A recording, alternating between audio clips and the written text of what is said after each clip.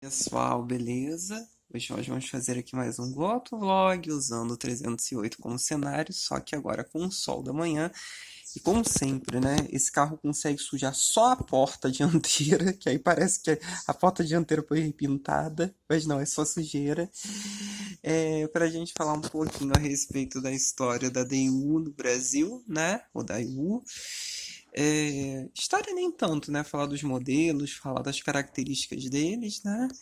E fazer só mais um comentário geral a respeito de manutenção, né? Que foi até Severino quem colocou num dos comentários, eu achei interessante, né? Da gente falar um pouquinho a respeito disso. Então, antes de mais nada, se você ainda não é inscrito aqui no canal, por favor, se inscreva, que toda semana a gente sempre tenta trazer um vídeo novo aqui para o canal.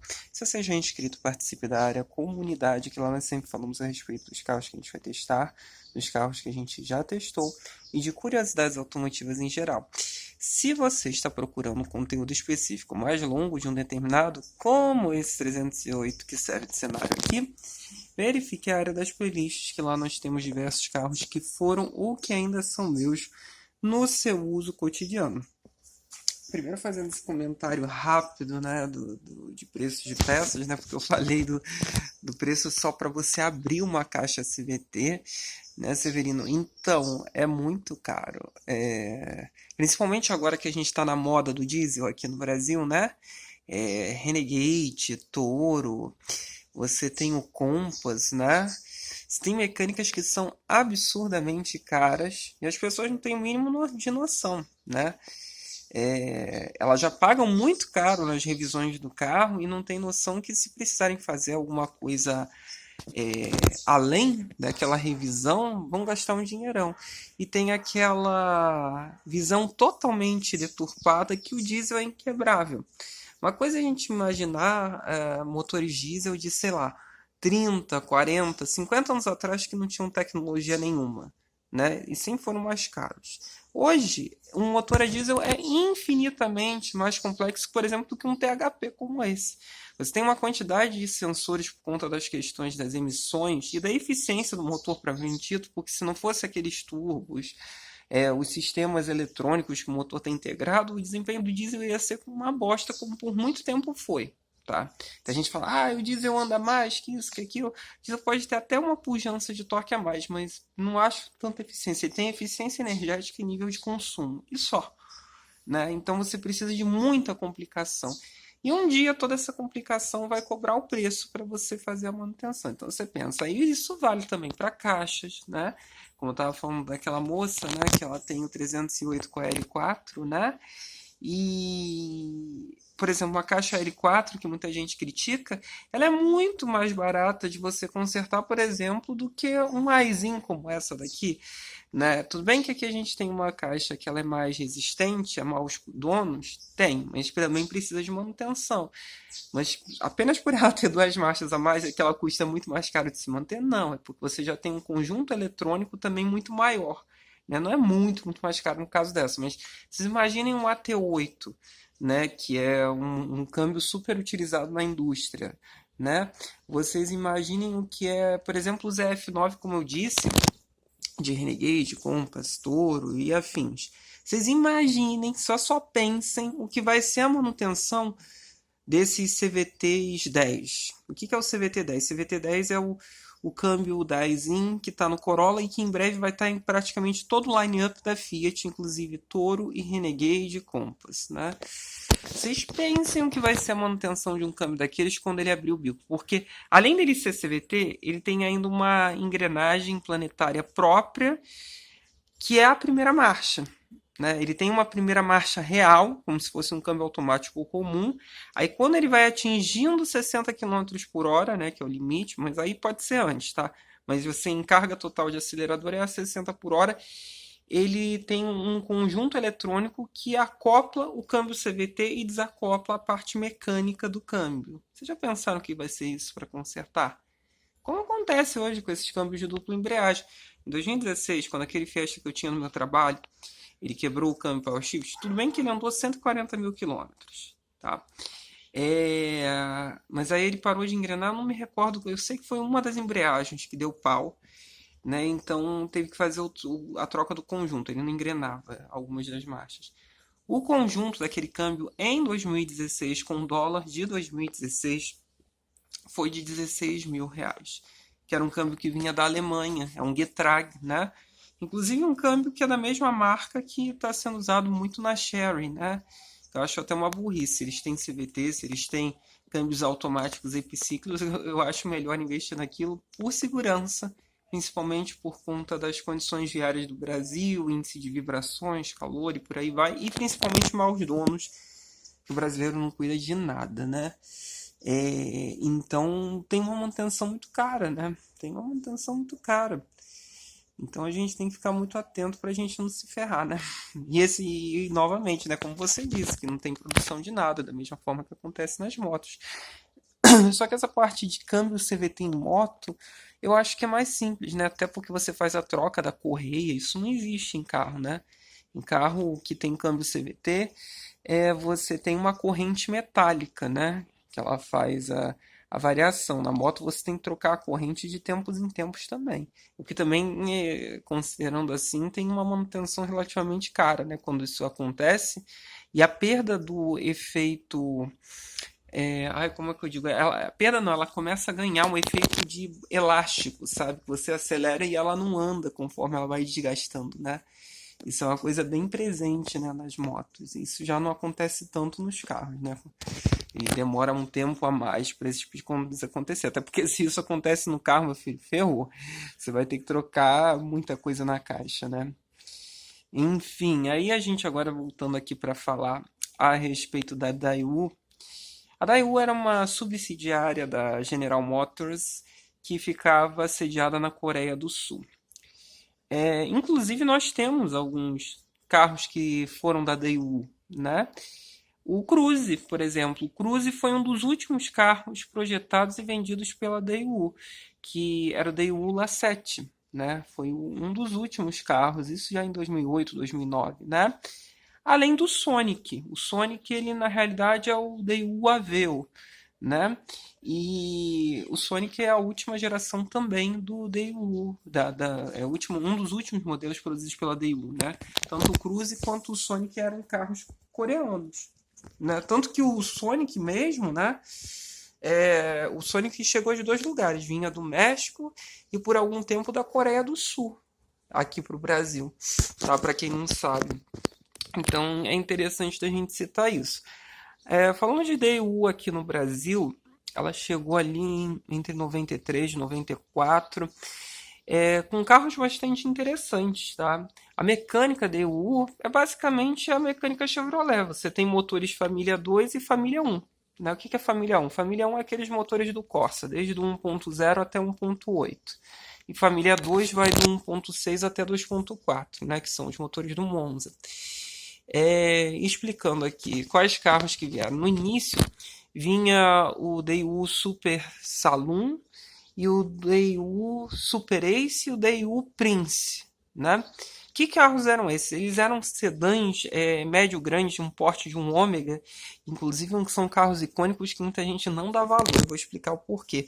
Eles derivam diretamente do Opel Rekord. Para quem não sabe, o Opel Rekord era o Opala, né? Foi o Opala, tá? Uma das gerações do Opala, que foi o Rekord C, né? Que fez o Opala. O último Rekord que que antecedeu o Ômega foi o Rekord E, né? E essa geração Rekord E chegou aqui no Brasil como esse Daewoo Super Saloon, Super Prince, era Super Ace, né? Eram os níveis de acabamento que o carro tinha e tinha uma diferençazinha na dianteira entre os carros. Inclusive, o Super Saloon e o Super Ace eram muito bonitos de frente. Eram muito bonitos o carro todo, esteticamente, né? E era um Rekord E. Tanto que se você olhasse o painel, ele era muito parecido com os Opel Senator de primeira geração e os Rekord, né? E o conjunto mecânico dele era tração traseira, né? Uma suspensão muito parecida com a do Ômega nacional, motor do Monza, né? 2.0, né? C20NE. E a maioria absoluta dele chegou com um câmbio automático da Aisin de 4 marchas. Sim, naquela época já tinha câmbio automático eletrônico da Aisin. Tá, de 4 marchas. Então, um carro bastante interessante. E hoje já não é nunca foi muito fácil de encontrar, vamos ser sinceros, né? Uma pena porque é um carro, um baita de um carro. Carro muito interessante, muito peculiar e bonito, né? Muito bonito. Aí, com o tempo, teve o lançamento do modelo intermediário da Daewoo aqui no Brasil, que foi o Daewoo Espero, ou Espero. Esse Daewoo, ele vendeu bastante, né? Acho que foi até o Daewoo que mais vendeu aqui no Brasil, que era um sedã médio, com um design italiano, que era lindo, lindo, lindo. Assim, em termos de desenho para a época, né? Os vidros todos rentes da carroceria, uma montanha de vidro. Era bonito, era diferente, né? E o que que acontecia com o Daewoo Espero? Ele derivava da plataforma do Projeto J evoluído. O que que é a plataforma do Projeto J? É a plataforma do Monza, literalmente, a plataforma do Monza e do Vectra A. Muita gente não sabe que o Vectra A é um Monza. O Vectra B é que evolui em cima do Monza, mas o Vectra A é literalmente um Monza por baixo, em termos de plataforma, tá? Então, o Daewoo Espero é muito simples de você manter, né? O motor é o Família 2, todos eles foram vendidos com 2.0, tinha câmbio manual de 5 marchas ou automático aizinho eletrônico de 4 marchas. Carro bem interessante e bonito. No Rio se via muito. Mas é um carro que hoje desapareceu e tem manutenção muito barata. Depois, com o tempo foi passando, o Daewoo Espero saiu de linha, botaram o Daewoo Nubira. O Daewoo Nubira, você acha em algumas unidades, inclusive da Daewoo Nubira SW, que é muito bonitinha.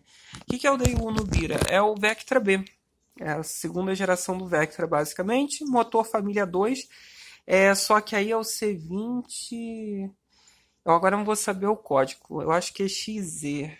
Não, não é C20Z, não. É o de 136 cavalos, que é o 16 válvulas, né? Motor do Monza com 16 válvulas. 136 cavalos, opção de câmbio automático manual. Carrinho bem interessante, chegou até 2001. Para substituir o Super Ace e o Super Saloon, que saíram de linha em 96, veio o Daewoo Leganza, né, que é um carro grande. Inclusive, é a coisa mais louca. Eu nunca tinha visto um carro daqueles no Rio. Eu nunca tinha visto um carro daqueles no Rio.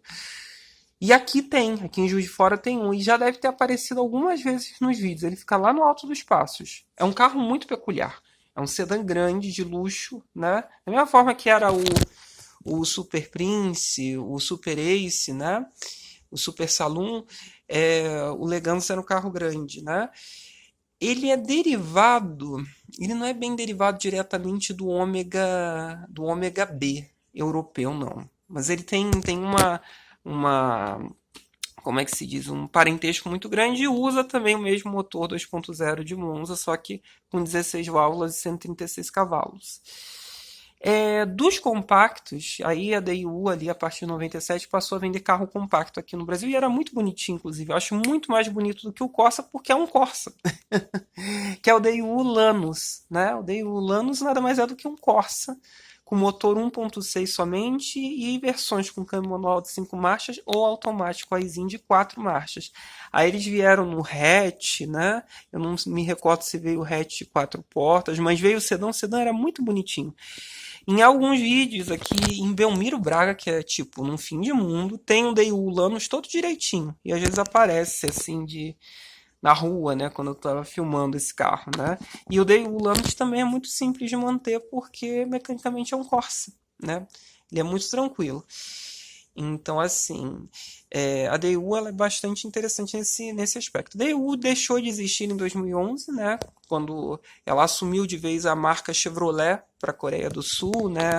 Toda a área dos tigres asiáticos, e aí parou de ser vendida. Inclusive, um dos carros que mais venderam da Daewoo, aliás, aqui tem uns duas polêmicas, existem dois carros polêmicos de Daewoo. O primeiro é o Cadete, né? O Cadete E, que é o último Cadete, aquele Cadete que nós tivemos aqui no Brasil, a gente estava falando de Cadete nos vídeos anteriores, né?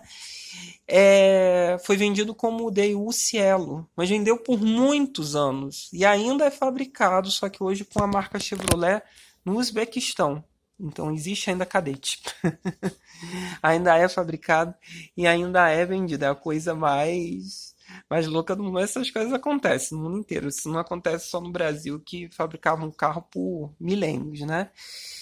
E esse Daewoo Cielo foi vendido por muitos anos, inclusive em alguns países aqui da América Latina e até mesmo na Espanha, em Portugal, colocavam esse carro para competir com o próprio Cadete, né? Aí questionavam por que o Cadete custava 3 vezes mais do que ele.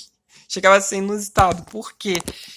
Era uma marca subsidiária da GM, né? Aí comparavam e tal, principalmente a versão GSI, que agora eu não me recordo qual era a versão para a DIU, que tinha o mesmo motor e tudo, o mesmo acabamento, né? O carro custava 3 vezes menos, né? E tem um outro carro que é muito polêmico aqui no Brasil e a nível mundial, principalmente com a DIU e com a General Motors, que é o DIU Tico. Tem algumas unidades da primeira geração dele, aqui no Brasil, que é um carro microscópico. Só que a segunda geração, ela é basicamente. Ela basicamente não. O Cherokee aqui é basicamente ela, né? Em termos de carroceria. Foi o primeiro grande caso de plágio, né?